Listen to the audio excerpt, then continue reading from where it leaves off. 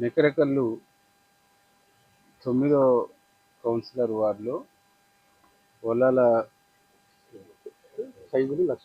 ఒలాల లక్ష్మమ్మ గారు సైదులు వీళ్ళ ration card మీద నలుగురున్నారు. 4 ఆరులో 24 కేజీల సన్నబియ్యం రావటం జరిగింది. ఈ సన్నబియ్యం వచ్చినటువంటి సంతోషంలో ఆనందంలో వాళ్ళు మమ్మల్ని పిలిచి భోజనం పెట్టడం జరిగింది. ఈరోజు సన్నబియ్యముతో వాళ్ళు పెట్టిన భోజనం తింటుంటే మా ఇంట్లో ఫంక్షన్లలో తింటుంటే ఎట్లుందో అంత గొప్పగా ఉంది.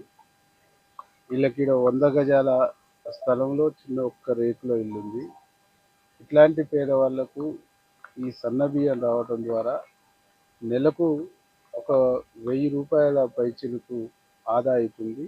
ఈ ఆదా అయ్యేటువంటి డబ్బులతోని కూరగాయలు మిగతా కొనుక్కోవడానికి అవకాశం ఉంటుంది. కాబట్టి సన్నబియ్యం గౌరవ ముఖ్యమంత్రి రేవంత్ రెడ్డి గారు ప్రవేశపెట్టినటువంటి ఒక గొప్ప స్కీము ఈ పేదవాళ్ళ పట్ల ఒక వరంగా దేశంలోనే ఒక ఆదర్శవంతమైనటువంటి స్కీమ్గా ఈ స్కీమ్ నిలబడబోతుంది. దేశంలో అనేక రాష్ట్రాలకు తెలంగాణ రాష్ట్రం ఒక దిక్సూచిగా మారబోతుంది అనేటువంటి దానికి ఇది ఒక ఉదాహరణ. ఈరోజు వీళ్ళు ఇద్దరు కూడా మిల్లులలో పనిచేసుకుంటారు. తనకు ఒక 500, తనకు బస్తకు ఇంత చొప్పున వస్తుంటుంది.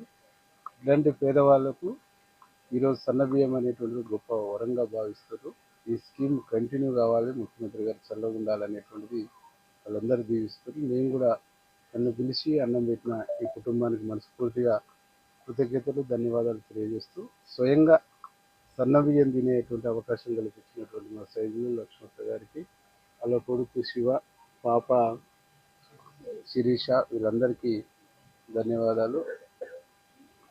వీరికి ఇల్లు లేదు కాబట్టి ఇక్కడ వచ్చేటువంటి సందర్భంలో ఈ వార్డులో మొదటి ఇల్లుగా వీళ్ళకు మేము ఇందిరమ్మ ఇల్లు కూడా ఇస్తామని చెప్పేసి హామీ ఇస్తూ మీ అందరికీ కూడా శుభాకాంక్షలు తెలియజేస్తాం.